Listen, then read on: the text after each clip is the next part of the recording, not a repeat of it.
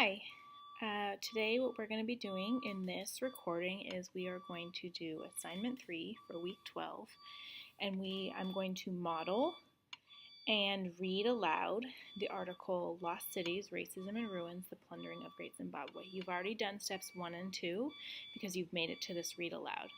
Now, as I read, you need to make sure you complete all the modeled annotations in the sketch and stretch model, in addition to adding at least 6 of your own annotations on the paper copy of the article. When you do all that, then you can complete the week 12 article work. As I read, I'm going to be modeling the mini lesson, which is sketch and stretch. That's a strategy that we use to help us figure out details of a text that are confusing. We basically make a TV brain.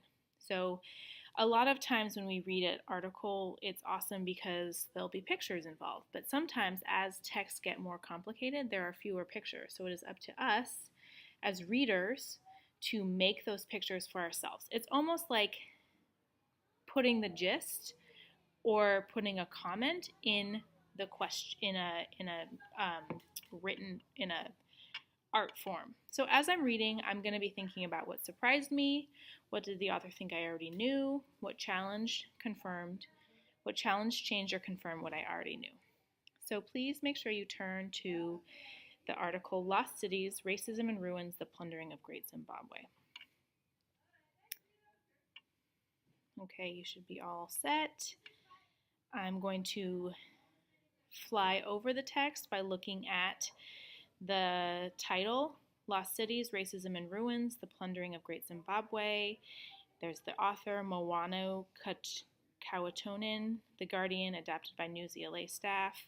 So I know that this is a newspaper article or an informational text because it's by News ELA. That's a clue that lets me know. And I'm looking at the pictures, and then I'm going to look at the headings. A representation of ancient African civilization, treasure hunter findings, an oppressive architecture, the ruins suffer damage. So all of those things, all of those headings are clues that this article is about, and using the pictures, old buildings that were destroyed in Africa. Prediction. Old buildings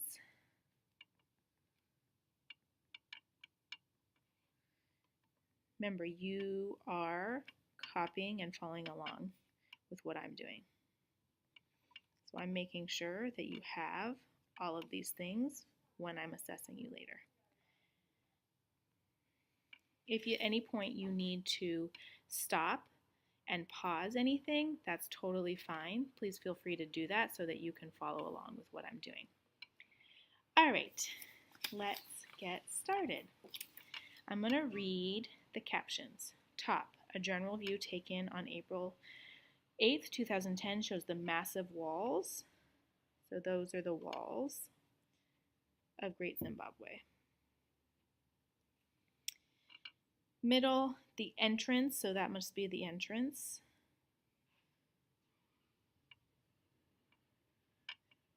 Of the enclosure from Great Zimbabwe. And then the bottom view of the conical tower of Great Zimbabwe. And then high angle view of ruins of a fortified wall. Okay, I'm not sure where the conical tower is, so I'm just going to leave that for now. So then editor's note. In the 1800s, European visitors to this abandoned medieval city refused to believe that indigenous Africans could have built such an extensive network of monuments. Such ignorance was disastrous for the remains of Great Zimbabwe as the Europeans destroyed much of what was left. So there's this word here, indigenous, that I don't really know what it means, so I'm going to put it there. The author thinks I know what this means, but I don't. I'm not sure. That's okay, maybe we'll find out later. Remember, I'm specific with my annotations. So when I ask a question, indigenous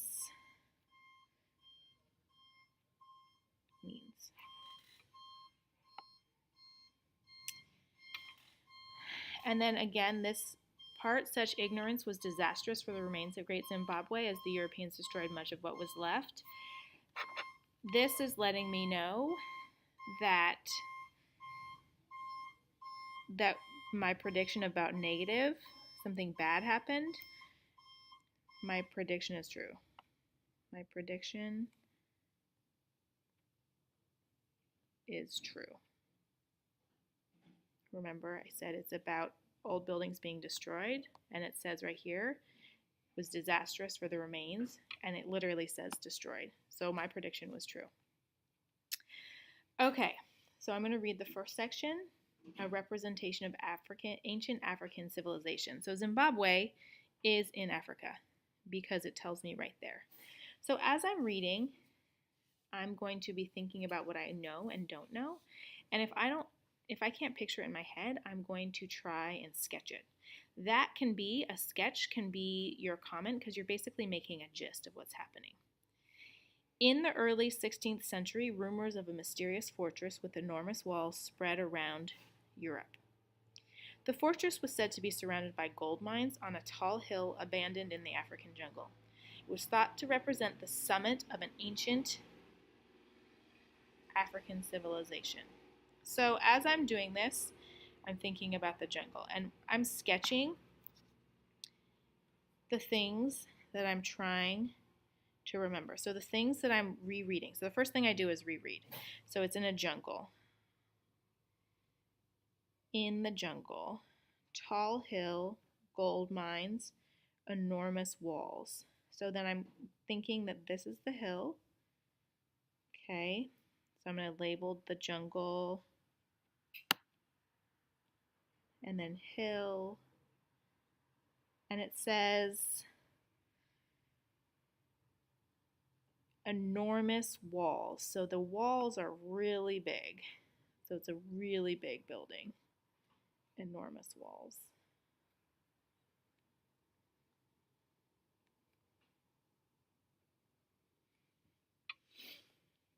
And then there's going to be gold here.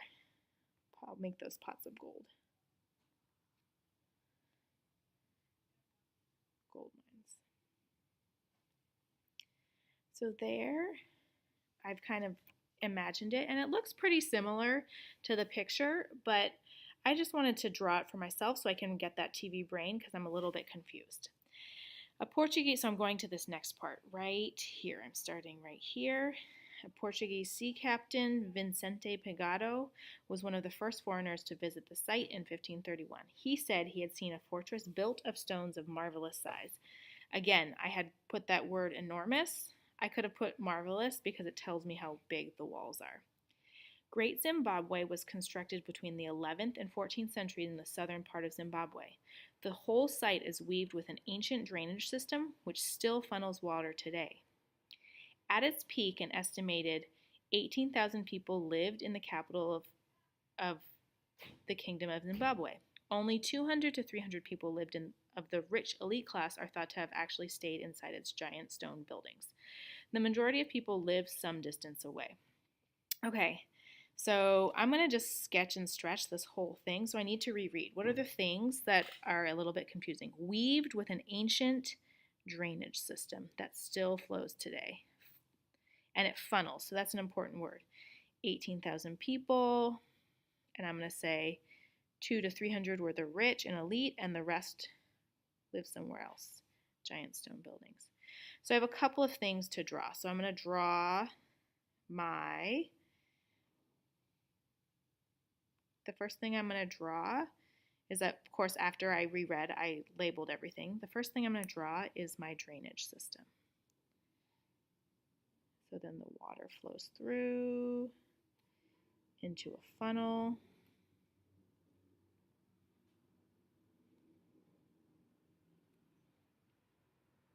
And drainage. Notice how when I'm drawing, I'm not trying to make it beautiful. I'm literally drawing what I'm trying to visualize quickly so that I can understand what the text is telling me quickly. So I'm going to do this next part, which is the actual buildings. And I'm going to do huge stone walls because it says giant walls. So I'm labeling my walls. And then I have inside are about 200 people. So I'm going to say times 100, and then a distance is going to be people living in their houses.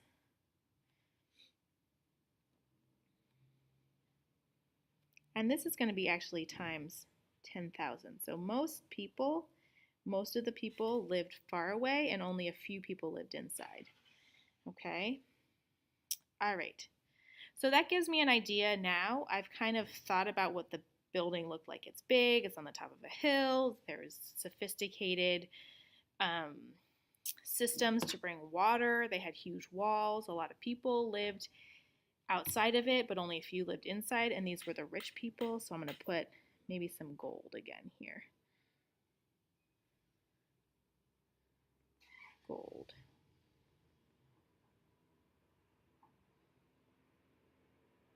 Okay, so the next part. Treasure Hunter's Finder. After this, you are going to be doing some work on your own. Today, the ruins of Great Zimbabwe are a shell of the abandoned city that Captain Pagotto came across. This is due in no small part to the frenzied plundering of the site by European treasure hunters. The artifacts they discovered were stolen and sent to museums across the world. So, I'm not sure what this frenzied plundering is, but it sounds bad. And it's been talking this whole time about people destroying the city and taking things away. So I'm assuming that the gold, that's my gold, they took it on a ship to Europe. So frenzied plundering and were stolen and sent to Europe, or to, I'm actually going to put museums, to museums. So I'm just going to put here, this makes me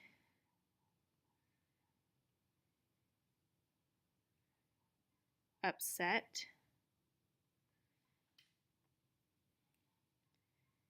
that artifacts are stolen. I'm going to write it again because it's going to be hard for you to see. This makes me upset that artifacts were stolen. I'll say it one more time. This makes me upset that artifacts were stolen because it's going to be hard to see. I'll write it one more time, and you can write it where you need to do. This makes me upset that artifacts were stolen. I'm sorry that it is so hard to see, but when you do it, you can write it somewhere else. I'll say it one more time. This makes me upset that artifacts were stolen. It was said, so here I am again, I've started. It was said that Great Zimbabwe was an African copy of the Queen of Sheba's palace in Jerusalem. The idea was promoted by the German explorer Karl Mach, who visited in 1871. He refused to believe that native Africans could have built such an extensive network of monuments on their own. Only a civilized nation could have done it, he wrote. His racist implications were unmistakable. So again, I'm going to write, because I'm really upset about this. I think that for people to think that the Africans were not as sophisticated is really narrow-minded, so I agree with it, it's racist, and it makes me really angry. I agree. This statement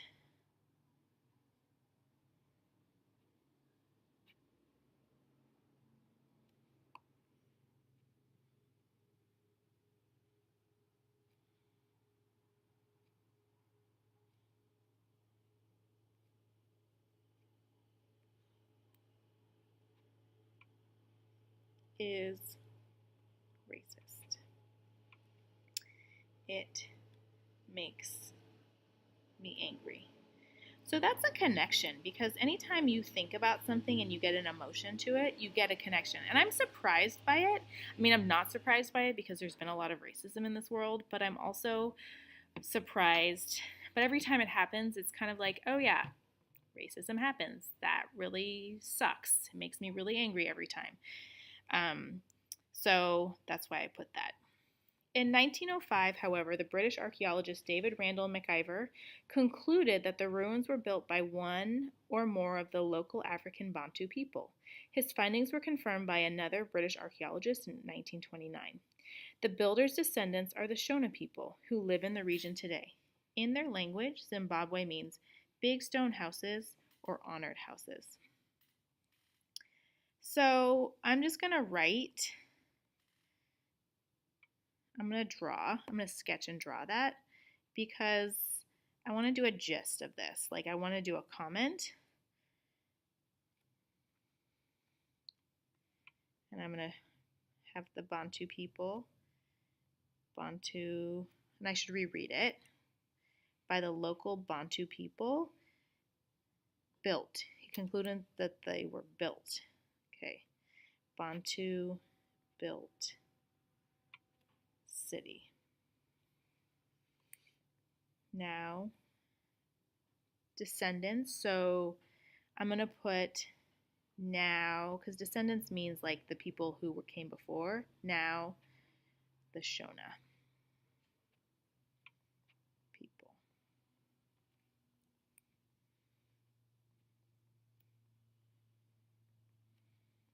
Okay, so now I'm reading impressive architecture. So for this second part, you are going to do your own sketch and stretch. If you have questions, you can go ahead and write questions, comments, and connections on this text as you're listening to my read aloud. An impressive architecture. The city's buildings were made of huge granite walls, embellished with towers and elegant stairways. The most notable of the buildings was made from 900,000 pieces of sliced granite blocks. Its columns were decorated with sculptures of a bird with human lips and 5-fingered feet. You are definitely going to want to sketch and stretch that. Great Zimbabwe was located on the route between the gold-producing regions of the area and the ports of the coast. Over time, it became the center of an extensive trading network. In the mid-15th century, the city's trading activity began to decline and its people began to move elsewhere. Some archaeologists believe the site was abandoned because of lack of food, but the exact cause remains unclear. Great Zimbabwe is a mixture of man-made and natural beauty. Art historian Peter Garlick says the architecture is unlike anything else in Africa or beyond. The ruins are divided into 3 main architectural zones: the hill complex, the great enclosure, and the valley complex. The oldest, the hill complex, is believed to have been the religious center of the city. It contains a huge boulder in the shape similar to that of the Zimbabwe bird. This whole section here, you're probably going to want to do a sketch and stretch for that whole section. You can do them all together or you can do them separately. South of the hill complex lies the great enclosure, a circular monument made of cut granite blocks. Its thick outer wall extends over 800 feet and reaches a height of 36 feet. It is the largest ancient structure in Africa south of the Sahara. From the air, the wall is said to look like a giant gray bracelet. The last part of the ruins is the valley complex, a series of earth and mud brick built houses. Goldsmiths, potters, weavers, and blacksmiths and stonemasons live there. So I think that might be outside because it was talking about how most of the people lived outside of the buildings. The ruins suffer damage. Unfortunately, the ruins have been damaged over the last 2 centuries. In 1902, the British South African Company appointed Richard Nicklin Hall curator of the city. Hall destroyed a significant part of the site, claiming he was removing the filth of the African people. Political battles have been fought over the ruins. In 1890, the British archaeologist James Theodore Bent was sent to South Rhodesia to prove the great Zimbabwe civilization was not built by local Africans. The white government continued this misrepresentation into the 1970s. Official guidebooks showed images of Africans bowing down to the foreigners who had supposedly built Great Zimbabwe. I think this part is really powerful and it definitely deserves a sketch and stretch. In 1980, Robert Mugabe became the leader of Rhodesia, and the country was renamed Zimbabwe. The ancient civilization's famous bird carvings were depicted in the new Zimbabwean flag. Much is still unknown about the ancient capital city. Nevertheless, it remains a source of pride for the people of Zimbabwe.